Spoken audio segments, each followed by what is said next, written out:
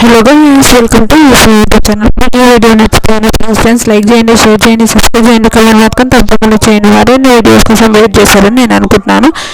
Unseen వీడియోస్తో ముందు unseen videos గురించి మాట్లాడితే తర్వాత ఓటింగ్ లిస్ట్ గురించి కూడా మాట్లాడతారు. రమ్య సంజన గురించి మాట్లాడదాం.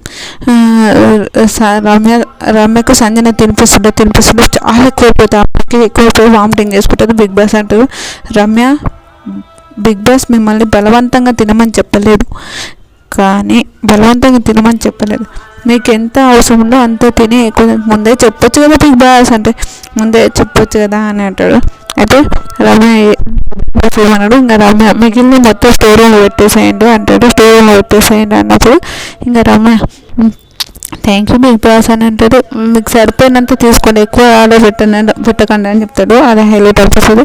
తర్వాత సాయి రమ్య భరణి ఇద్దరు మాట్లాడతారు. నేను రమ్య వల్ల మంచి మనిషిని అయిపోయాను. ఫస్ట్ నేను తనుజతో మాట్లాడినప్పుడు తర్వాత నాతో ఎందుకు మాట్లాడుతున్నాను ఒక థింగ్తో అనుకున్నది, కానీ నేను అస్సలు అట్లా అనుకోలేదు. తనుజ అట్లా మాట్లాడతాను, కానీ తనుజ అలా మాట్లాడితే నాకు అసలు కరెక్ట్ రాలేదు. నన్ను మనిషిలాగా మార్చింది రమ్య అంటే భరణి గారు అంటారు, మీరు రమ్య నన్ను కూడా మారవచ్చు కదా రమ్య, నేను కూడా ఒక మనిషిలాగా మారుతాను అని అంటారు భరణి గారు. అది హైలైట్ అనిపించింది నాకు నిజంగా.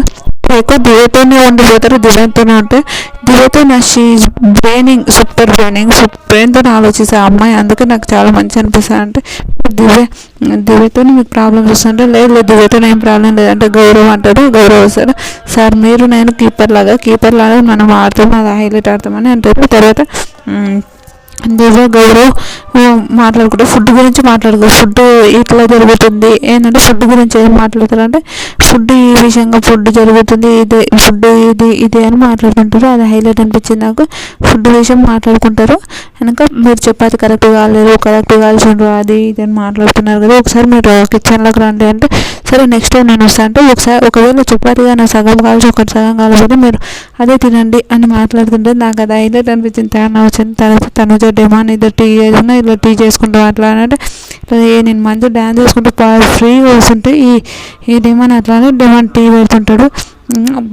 మన ఇద్దరు డ్యాన్స్ చేస్తాను ఆయిషా రామజీ ఇద్దరు చేసి ఉరికొచ్చి అబ్బా నాకు కావాలి నేను చేస్తాను, నేను ఎట్లా డ్యాన్స్ కావాలి నాకు కావాలని అంటుంది. నాకు అది హైలైట్ అనిపించింది.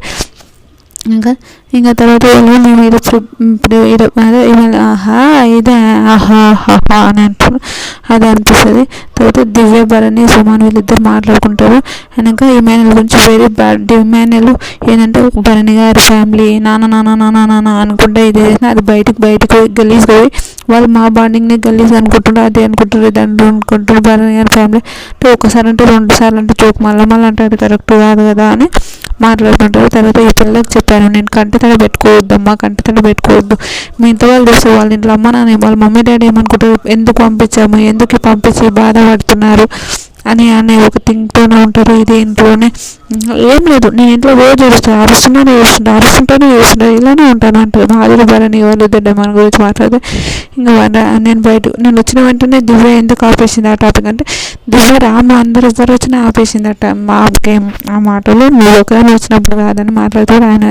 ఇది నాట్ సెన్స్ అది ఆయిషా డిమాండ్ మాట్లాడుతూ ఆమె ముగ్గురు మాట్లాడుతుంటారు. నీది ఆమె రిలేషన్షిప్ ఏంది చెప్పు, ఏది రిలేషన్షిప్ అంటే నేను వానికి చెప్పాను, వాడు అన్న ఇంతలో అంటాడు. సంజన మాధవ్ మాట్లాడు, భరణి గారు ఎందుకు సెలెక్ట్ చేశారు, భరణి గారు చాలా టఫ్, ఆయనతో మనం గేమ్ ఆడలేమంటారు. తర్వాత రమ్య డిమాండ్ గురించి రమ్య డిమాండ్ ఏమంటారంటే లవ్ అయ్యేదంటే లవ్ అని నేను చెప్పలేను కదా, లవ్ అని నేను అసలు అనలేదు కదా అని మాట్లాడతాను. అయితే ఏంటంటే క్లోజ్ బెస్ట్ ఫ్రెండ్స్ అయితే కాదు డెమాన్, బెస్ట్ ఫ్రెండ్స్ అయితే అస్సలు కాదు అని మాట్లాడుతుంటారు. ఇంకా రీతు ఈమెనలతో అరే నేను ఎంత చెప్పినా నాకు పాపం అనిపిస్తుంది. నాకు రీతు చూస్తే అరే అతను ఇప్పుడు రీతు పులిహోర కలిపినప్పుడు అబ్బాయి ఎందుకు కలిపాలి, అబ్బాయి కలపడం కూడా తప్పే అంటారు కదా, ఆ విషయంలో నాకు అనిపించింది. రియల్ చాలా బాగా అనిపించింది. రీతు ఏడుస్తుంది, పొమ్మంటే పోతారని ఆయన అట్లయినా మాధురి కళ్యాణ్ ఇద్దరు నాకు గెలిస్తే బాగుంటుంది, గెలవాలి అనుకుంటున్నాను. రమ్య అంటే మీకు లవ్ లాగానే అనిపిస్తుంది నాకు, అది లవ్ అనే చేస్తుంది అది.